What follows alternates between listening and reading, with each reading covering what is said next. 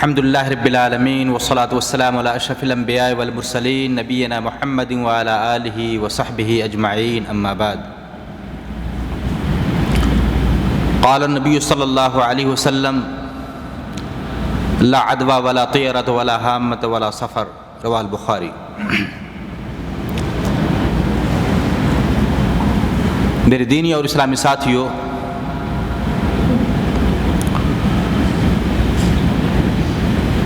رب کا ارشاد ہے،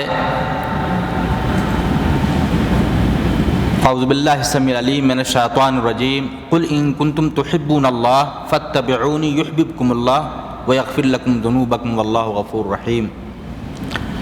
اللہ نے فرمایا قل ان کنتم تحبون اللہ، اے اللہ کے نبی آپ لوگوں سے کہہ دیں اگر تم اللہ سے محبت کرنا چاہتے ہو، فاتبعونی میری پیروی کرو، یحببکم اللہ اللہ تم سے محبت کرے گا، ویغفر لکم ذنوبکم اللہ تمہارے گناہوں کو بخش دے گا، اللہ بخشنے والا اور رحم کرنے والا ہے۔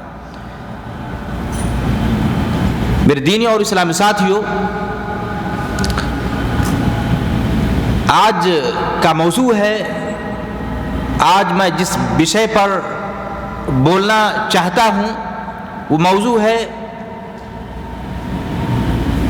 ماہ سفر کو منحوس سمجھنا یا ماہ سفر سے بدشگونی لینا، برا شگون لینا۔ میرے بھائیوں، ابھی میں نے قرآن کریم کی ایک آیت پیش کیا جس میں سنت کے فوائد معلوم ہو رہے ہیں۔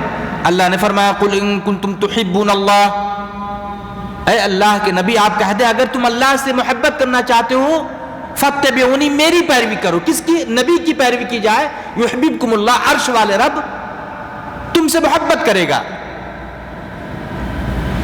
اللہ ہمیں چاہ لے گا اگر نبی کی سنت کی اتباع ہو، اور ویغفر لکم ذنوبکم اللہ تمہارے گناہوں کو بھی بخش دے گا، اللہ بخشنے والا اور رحم کرنے والا ہے۔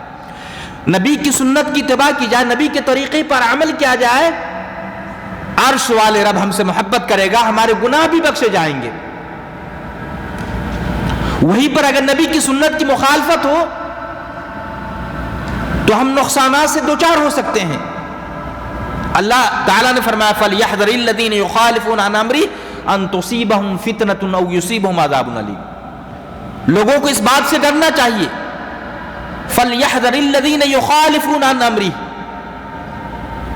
جو نبی کے حکم کی مخالفت کرتے ہیں، أَن تُصِيبَهُمْ فِتْنَةٌ اسے فتنہ آ گھیرے گا۔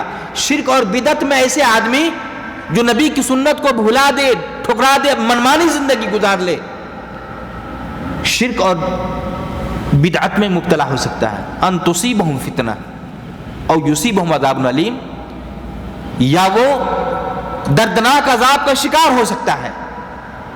میرے بھائیو اندازہ لگائیں، یہ ماہ سفر کے تعلق سے بہت سارے بدعات اور خرافات پائے جاتے ہیں، انہی کی طرف میں اشارہ کروں گا۔ پہلے میں مزید سنت کے فوائد کی وضاحت کر دوں۔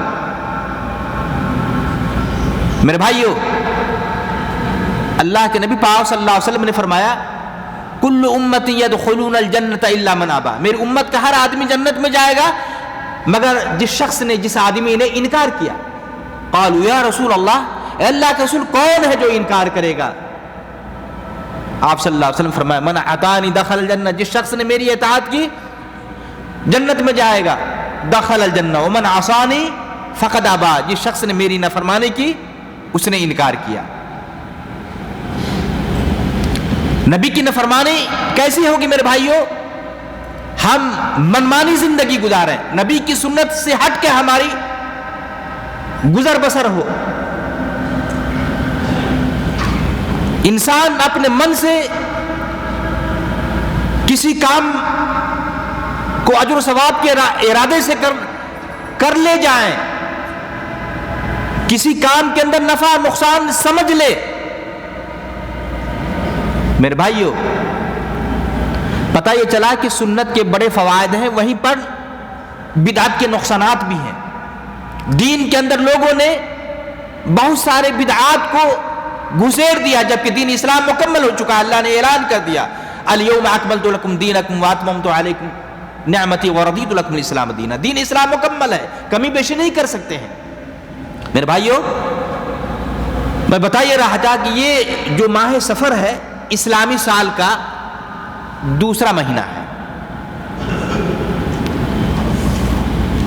میرے بھائیو، اس تعلق سے لوگوں کا یہ عقیدہ ہے کہ یہ مہینہ منحوس مہینہ ہے، نحوست والا مہینہ ہے، برا شگون لیتا ہے، بدشگونی لیتا ہے، کہتے ہیں کہ یہ مہینہ خیر و برکت والا مہینہ نہیں ہے۔ اسی وجہ سے لوگ اس سفر کے مہینے میں شادی بیاہ بھی نہیں کرتے ہیں، ختنہ بھی نہیں کرتے ہیں، بچیوں کی رخصتی بھی نہیں کرتے ہیں۔ یہ گندی سوچ، گندے عقائد آج بھی مسلمانوں کے اندر پائے جا رہے ہیں۔ زمانے جاہلیت میں لوگ اس مہینے کو برا شگون لیا کرتے تھے اس مہینے سے۔ آج اسلام مکمل ہو چکا ہے، آج بھی لوگوں میں اس طرح کے خرافات پائے جا رہے ہیں۔ میرے بھائیو، سال، مہینہ، دن، اس سب کو بنانے والا کون ہے؟ اللہ ہے۔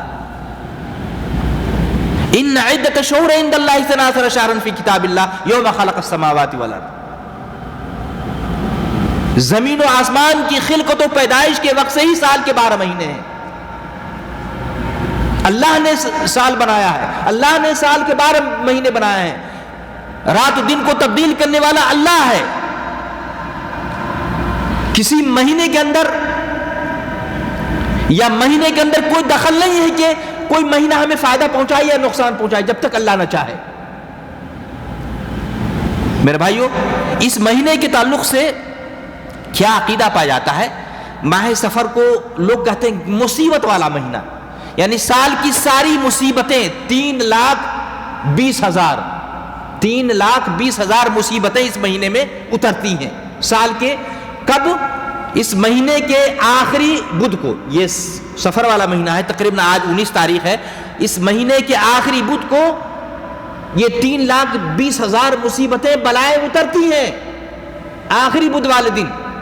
اور پھر کرتے کیا ہے کہ 4 رکعت نماز پڑھتے ہیں اس مہینے کے آخری بدھ کو، 4 رکعت نماز پڑھتے ہیں ایک سلام سے، یعنی لگاتار پڑھتے ہیں، اور پھر ہر رکعت میں سورۃ الفاتحہ اور سورۃ الکوثر 17 مرتبہ، سورہ اخلاص 50 مرتبہ، یا اسی طریقے سے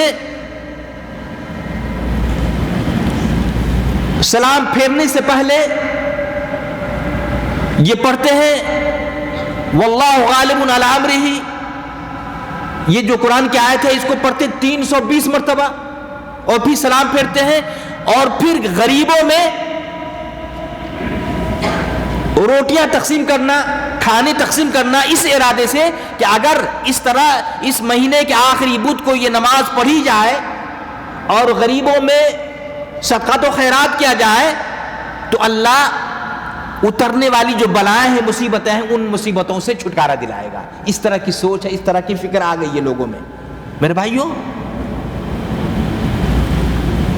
نفع نقصان کا مالک، نفع دینے والا، نقصان سے بچانے والا اللہ کی ذات ہے، دنیا کی کوئی طاقت نہیں، لیکن لوگ اس مہینے میں کہتے ہیں کہ بلائیں اور مصیبتیں اترتی ہیں، اور اس طرح لوگ اس مہینے کو مصیبت والا مہینہ اور اس طرح اس مہینے سے بدشگونی لیتے ہیں، برا فال لیتے ہیں، جبکہ اللہ کے نبی پاک صلی اللہ علیہ وسلم فرمایا لا عدوى ولا طیرۃ ولا حمہ ولا سفر، چھوا چھوت بذات خود بیماری ایک دوسرے میں سرایت نہیں کرتی جب تک کہ اللہ نہ چاہے۔